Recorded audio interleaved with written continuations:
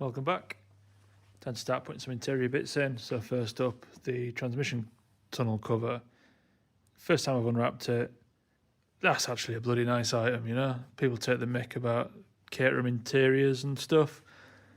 Maybe I've been looking at too many Alfa Romeos recently, but this looks really nice. It's nicely heat shielded on the inside. Lovely item. So I think this just slides in over the handbrake. Take the gear knob off, probably. And then there's a couple of self-tapping screws that go into the side of the transmission tunnel. So I've marked the holes out for those, and then we'll get those screwed in. That's the longest thread in the world. Whoa. Yep, there we go. So I'll get that popped in now, and then move on. Quick tip for this, and I've not done it yet, so I assume this is a good tip. But you'll need the handbrake fully erect, and to do that you need to go down below and undo the handbrake adjuster just to give yourself lots of slack, and then it should boing right up, and you can sort of thread it through there, and then yeah, it should just clip in place.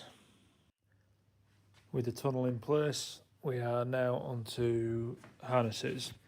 So in the Academy car we get two harnesses. We get a Caterham branded harness with the big wide 3-inch straps for the passenger side.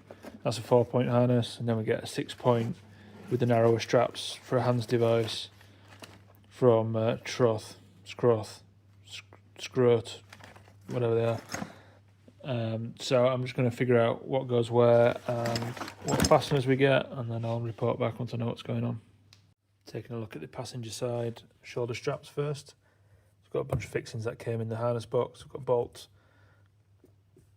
washer, like a paper washer thing, a wavy washer which kind of absorbs slack in the mechanism, and then this little top hat thing to allow the whole thing to swivel even when it's torqued down.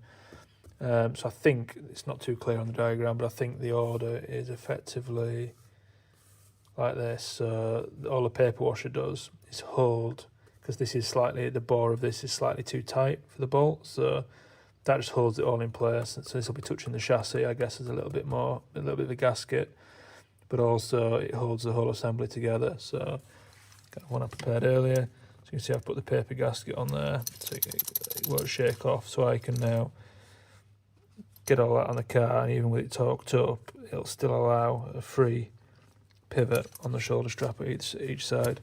And then we've got a similar story for the waist belts as well, because I've got the passenger side belts bolted in, but I have got a little bit of an issue.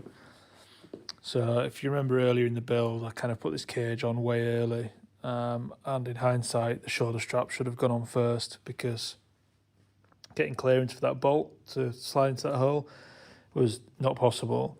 So I knew there was an IVA requirement for to be enough thread sticking underneath the rail in the boot. So I figured I could chop a bit of the thread off, which works, but I think I've chopped too much off. Let's get a focus on there. So there is like literally a thread sticking out. I don't know if I want to risk that for IVA.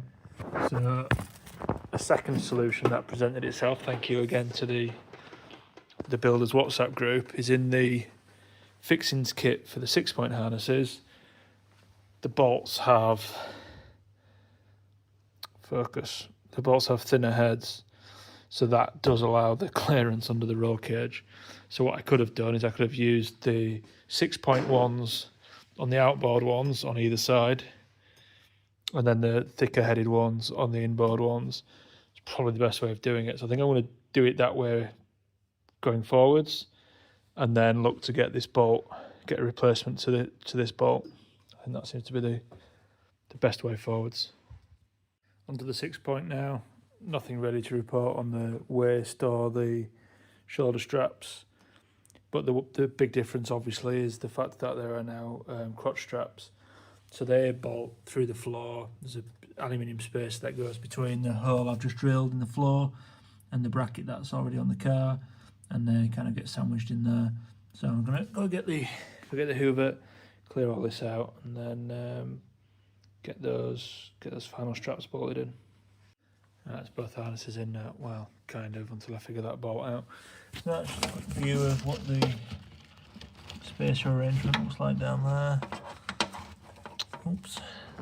So that's all nicely in there. So up next will be the seats, but I've just been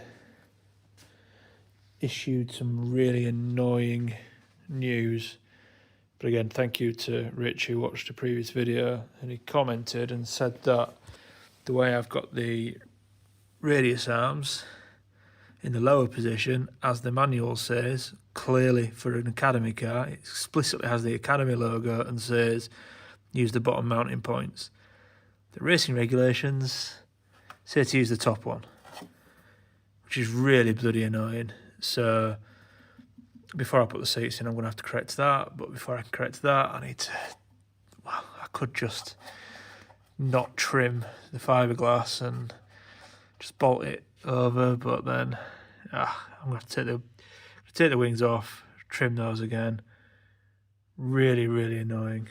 But thank you, Richard, for pointing that out, because that could have been even more annoying if I'd have put the seats in, because the fastener is in here. Call it a day that, and I will stew over my latest discovery and come back tomorrow.